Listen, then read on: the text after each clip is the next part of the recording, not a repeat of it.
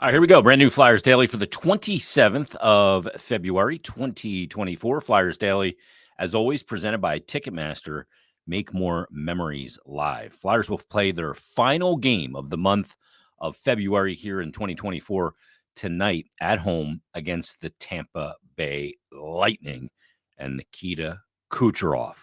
We remember that game that the Flyers played against the Lightning a few weeks back. Matter of fact, that game was on, as I look at my trusty schedule here, back on January 23rd. It did not go well for the Philadelphia Flyers. That was in the middle of the 5-game skid that the Flyers in. They won 5 straight, then they lost 5 straight, and that game was right in the middle of that 5-game skid against Tampa on January 23rd. And we remember the performance that Nikita Kucherov in particular had in that game. He was just dynamic and unbelievable. He leads the NHL in points right now. Kucherov had 1, 2, 3 goals, and he had, 2 assists as well.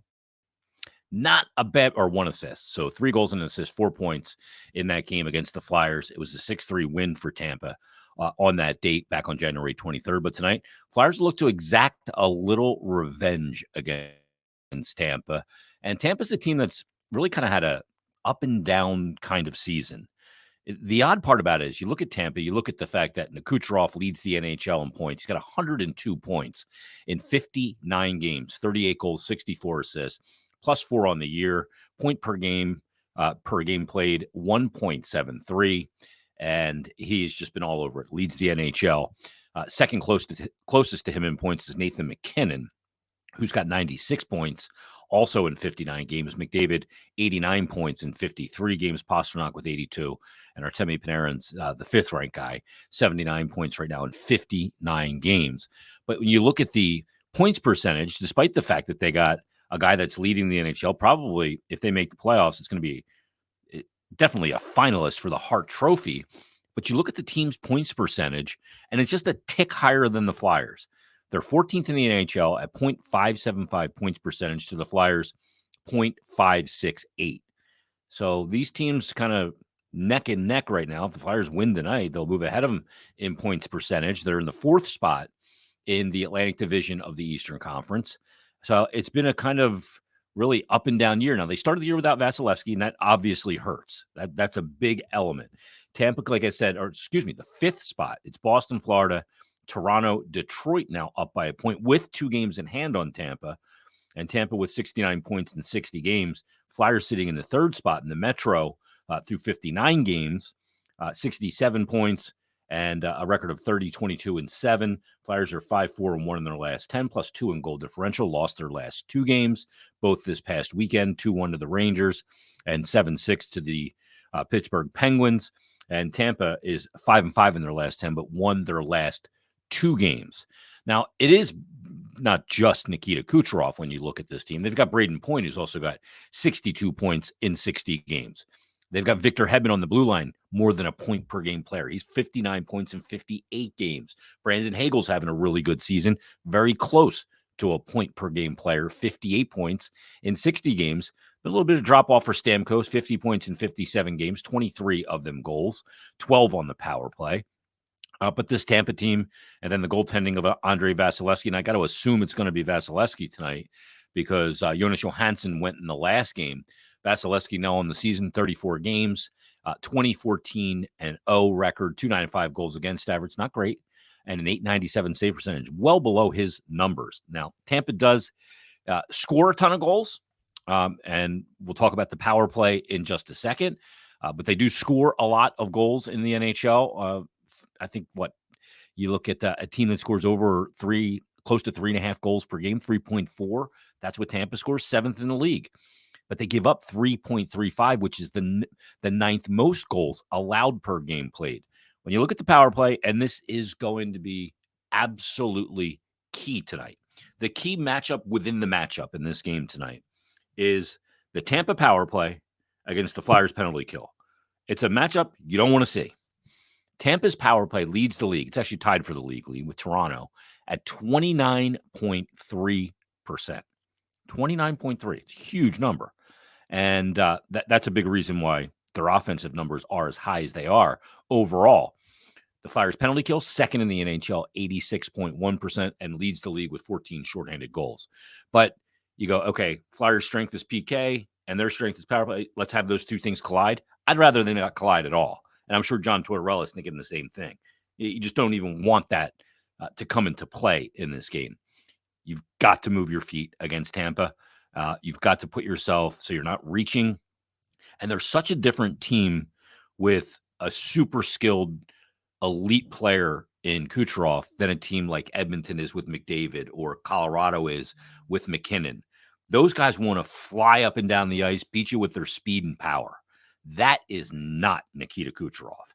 He wants to slow the game down. He wants to lull you to sleep, and then he can quick twitch you to death with his vision, his hands, just buttery soft hands. It's unbelievable. Different type of superstar, but a superstar nonetheless. And that's going to be a very key element tonight. Without a doubt in my mind, it'll be Sam Ersson tonight versus Vasilevsky. And Ersson will look to give the Flyers some really good goaltending.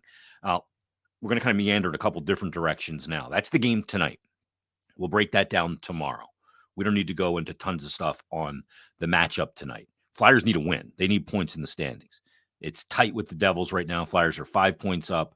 Devils have 1 game in hand. Flyers in that third spot in the Metro. But this is going to be difficult because as you come down the stretch, you're going to need goaltending. I know a lot of people earlier in the year when Hart and Ersson were both playing well. Oh, trade Carter Hart, make Sam Ersson the starter. This is why I rebuffed that so much. Trade him for a haul. Now, we obviously know that's not feasible, possible, or going to happen now. But that's why I said you don't trade from a strength. When you have 2 goaltenders that are playing great, you need 2 goaltenders. And we're about to see that very, very prominently coming up in the next calendar month of March. There's 15 games in 30 days. There are back-to-backs. There are 4 and 6. There are 3 and 4. It is a very busy month of hockey, and you cannot play Sam Ersson into the concrete. He can't play all 15 games. He can't play 13 of the games. I think the number you might be able to get away with 11, 10, maybe, but you're not going to get away with anything north of that. Because if you drill a goalie into exhaustion, you will not get him back the rest of the year. Then you'll have nothing. So you can't do that. You cannot get the goalie to exhaustion because it's too hard for that position to recover once you get it all the way to a point of sheer exhaustion. So that's going to be key. So a lot of the talking points I saw on social media after the 7-6 loss against the Pittsburgh Penguins, it obviously was not a good game for Cal Peterson.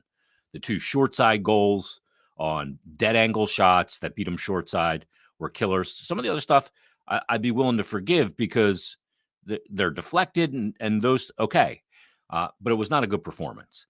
And it has people saying, well, the Flyers, how is this going to change their outlook at the trade deadline with Jamie Drysdale hurt? How long is TK out for? Is he going to be back tonight? With the injuries and Ristolainen out, I don't know that the trade deadline changes, but some people are saying, and I got some tweets to this effect saying, well, the Flyers, if they want to see this thing through to the playoffs, they got to go out and they got to trade for a goalie. Now, I don't agree with that. And you guys all know how much I value that position. I value it as much as anyone. And the amount of impact good goaltending has on a team is just incredible. It's so high. Like Track Rat 1833 said, Jason Myrtetus, do the Flyers shift from some trade deadline attention to now to the goalie market? I know Peterson isn't getting much play, but his showing against the Pens doesn't exactly instill confidence down the stretch. But I am not trading for a goaltender. If a veteran goaltender gets put on waivers, I do look at it. Now, you can go, well, just call up Felix Sandstrom. He's got to be better. He hasn't been performing very well either with the Lehigh Valley Phantoms. So you may just be changing the nameplate. If you're going to upgrade that backup position of goaltending, maybe a guy like Martin Jones. And I don't think Martin Jones is fantastic. I don't. He's a veteran goaltender that I think could come and help the Flyers. I think he's had some decent performances this year. His best days are behind him, but he is a veteran goaltender, went to a cup final. He's a guy that could come in. The Toronto Maple Leafs just activated Justin or Wall, so maybe they put him on waivers, and that could be an option. Or you watch the waiver wire, and you see if an Antti Raanta goes on waivers again or something like that. You're not going to pick up a guy that's got contract beyond this year, but if one of those guys like Martin Jones goes on the market, I would be up for doing that. But I am not giving up a single asset to try and rebolster the goaltending. Not in a trade, nothing. Not a prospect, not a draft pick, nothing. I'm not doing that. I mean, if you're going to go like a 7th round pick, and maybe, but that would be about the extent I would go. So I am not for that. And for me to say that I'm pretty dug in on it because of how important I think the position is. Somebody's going to have to be in there and share the crease. And whether that's a guy like Cal Peterson, whether that's Felix Sandstrom, or that's a guy like Martin Jones or someone else, they're going to have to give them quality starts. And if they don't get enough quality starts, then they're going to be in trouble to make the playoffs. They will be. The only saving grace they would have is that the teams below them in the division aren't very good either and don't have much goaltending as well, like the Devils or the Caps. Penguins have been good defensively and gotten goaltending this year. But the other element of it is this, which makes it difficult, is that when a team in hockey, in the NHL, doesn't have goaltending it's got confidence in or rely on, sometimes it changes the way the team plays in front of the goalie. Now, you hear Torts say a lot, safe is death. And I totally agree. You have to incur risk in the NHL to reap reward. And you can do that when you've got a guy back there that when you incur the risk and it doesn't work, he's going to bail you out. He's going to make big saves. You're going to get really good goaltending performances. When you don't feel like you're going to get that, you become safe because you're afraid to make a mistake. Because when you make a mistake, you're pulling it out of the back of your net. So that's the one big fear that I have. A team that plays high flying in transition, like the Flyers, they take on risk when they play that way and stretch the ice and fly the zone and pinch down the walls in the offensive zone on the forecheck and all those things. And you can do that when you have confidence on that guy back there. But if you don't have the confidence when Erson's not playing, then can you still play that way? And that's the only way that they can play and be effective. It's the only way they can drive enough offense and be effective. So that's one thing that I am scared of, but I do not go into the trade market for a goaltender. Somebody's going to have to step up, or it is going to end up being a fatal flaw of this team. Now that Hart is not here any longer. So it's a serious matter, and we'll see how they handle it. And we'll see, again, if a guy like Martin Jones were to go on waivers. So we'll see how that plays out. Real quick, I want to get back to Nikita Kucherov here. I'm meandering a little all over the place. This is going to be like a therapy episode for me. I want to get a few things out. So I talked about Kucherov. He's leading the NHL this season with 102 points. He's been phenomenal.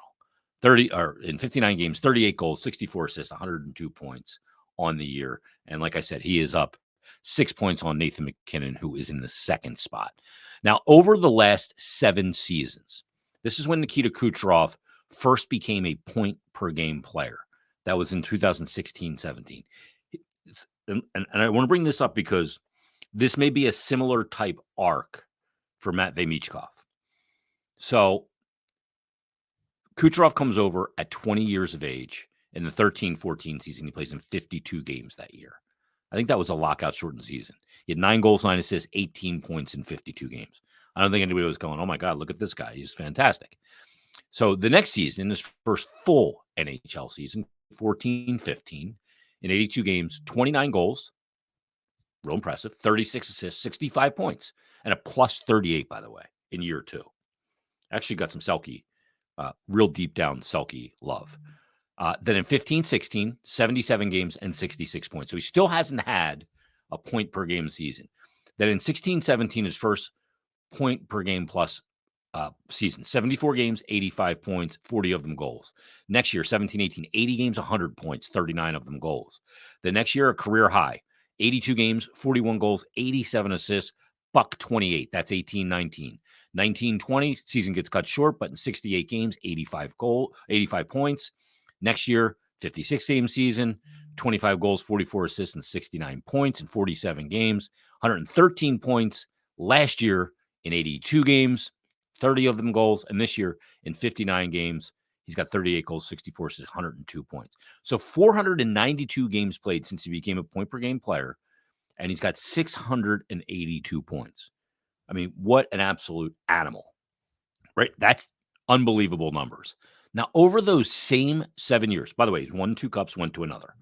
Over those same 7 years, this is going to blow your mind. Again, Kucherov over those 7 years played 492 games. Over those same 7 years, Connor McDavid has played 495 games, so 3 more games. Now, Kucherov, as I mentioned, has in that period of time a total of 246 goals. Connor McDavid's got 278. Difference, not a huge difference, but different. Nikita Kucherov over those 492 games has 436 assists. McDavid's got 513 assists. Kucherov, the total points over that, 682, 791 points for Connor McDavid. That is absolutely bonkers. He's got 111 more points and only 3 more games played. Think about that. That's how insane the numbers are of Connor McDavid. Nikita Kucherov, superstar in the league. Not generational, superstar. Connor McDavid, generational. Big difference?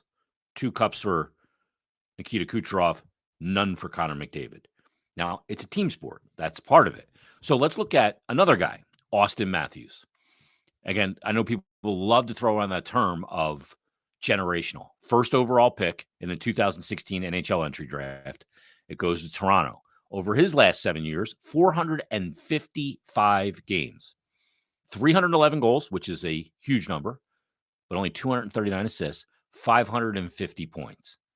So less games played and way less points.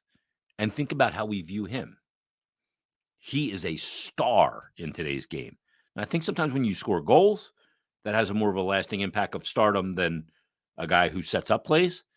I think that's true. Obviously, we know about the playoff struggles of both Matthews and the Leafs.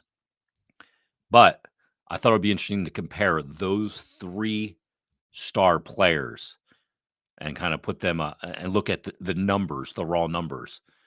I mean, Matthews, 455 games. McDavid, 495. So he's played 40 more games, but he's got over 225 points more than Austin Matthews in that small difference of games, 45. It's just absolutely insane when you look at a guy like Connor McDavid and the numbers he has put up in the NHL. Just mind-blowing.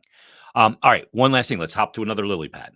One of the things that we saw this weekend was obviously on Saturday against the Rangers, Nick Deslauriers and Matt Rempe fight.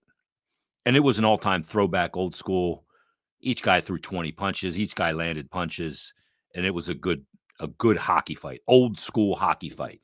Then on Sunday, Matt Rempe was back in action, and he had another big-time scrap, just with Matthew Olivier, just an unbelievable, another old school fight. And I had a guy hit me up on Twitter and say that, hey, I liked the fight, but I hated the staged element of it. And I agree, I don't like the staged fight either. You know, apparently Deslauriers and Rempe discussed it during the pregame warm-up. We're going to go, we're going to do this, and they end up dropping the gloves. There's obviously no history there. Those two haven't played against each other. You're the big new tough guy in the NHL. I'm the old school tough guy. It's been here a while, and Deslauriers, and they go and they have that fight. And then you look at a guy like Matthew Olivier, he's like, all right, well, I'm Columbus. I got to get a piece of this guy now too. And there's this initiation process that takes place for the new young tough guy, 6'8", 250-pound kid. And I don't like the staged aspect of it. I don't like that guys have to fight after delivering a clean hit. A dirty hit, if there's a fight like that, that's organic. I get that. You should not have to defend yourself or get jumped for a good, clean, open ice check. I think that's silly. So now that being said, and I enjoyed the fights, but there is a tipping point with what we do know about head injuries and CTE, and I'm not one of those guys that's they need to take fighting completely out of the game. It's it it's caused a lot of guys a lot of issues. We know that. So we're reaching the tipping point here with Matt Rempe. He cannot go through the rest of the games that he plays in for the Rangers this year and fighting in 3 of every 5 games and fighting an absolute heavyweight in each one of them. First of all, and I heard Fridge and Jeff Marek talking about this, Fridge on 32 Thoughts, he doesn't know how to defend himself yet. He is huge and strong and all that. But we're reaching a point here that is a little uncomfortable. And I mean, the kid's played in 5 NHL games, and he's taken on Nick Deslauriers, Matthew Olivier, and Matt Martin. Like, you can't do that. There's got to be some guardrails put up here. And I know that every tough guy wants a shot at him now because he's the new rage that comes into the league for a team like the Rangers and all of that. And he doesn't want to turn anybody down because he's the new guy. And back in the day, you know, when Bob Probert was the king of the NHL tough guys and Troy Crowder came in with the New Jersey Devils, there was an initiation process. You had to go. You had to prove yourself against the toughest guys in the league. But with what we know now, I think we're going beyond that tipping point. I don't want to see this kid come into the league and have to drop the gloves with a heavyweight everywhere he goes, and his brain is oatmeal. I don't think that's right. Again, if they happen organically, and I feel bad because I loved the fight with Deslauriers. It was entertaining as hell. But they can't keep doing this. You can't. If you want to call me soft for having that opinion, look, as somebody that has suffered a lot of head injuries in myself, I didn't get in fights in my athletic life. I got hit in the head a lot because I was a goalie. And we didn't wear big, crazy masks like the ones hanging on the wall and behind me. Back then, we wore a helmet and a cage. And I got hit in the head a lot because I'm short. I'm 5'8" on skates. And my head's in the danger zone a lot. And I have to wear sunglasses when it's bright because of all the concussions I've had. And I have sensitive eye and all that stuff. I don't want to see this kid go out there trying to prove himself and really get injured. I don't. I think there's a tipping point. So just wanted to say that as well. Some of the things that I've been seeing on social media, and one of the things that's great about this podcast is sometimes it can be like therapy, like a therapeutic session and cathartic to talk about these things. It's why I love when, like, if you're watching on YouTube, comment down below what you think. I read all of it. If you have thoughts and you're not on YouTube, you can always email me at jason.myrtetus@gmail.com. Or you can shoot me a DM on Twitter. I read them all. I don't reply sometimes because I just don't get to all of them, but they're all there. And I may grab one that's from 3 weeks ago and then talk about it. And when I feel like I can get it in. I love the community feel of this whole medium of on-demand content. So I'd love to get people's thoughts on all of those things that we talked about in this episode. And I would love it even more if you left a 5-star rating and review. But if you came back tomorrow as well and sit down and we'll have another discussion, we'll break down Flyers Lightning. So join us then tomorrow, coming up on a brand new Flyers Daily.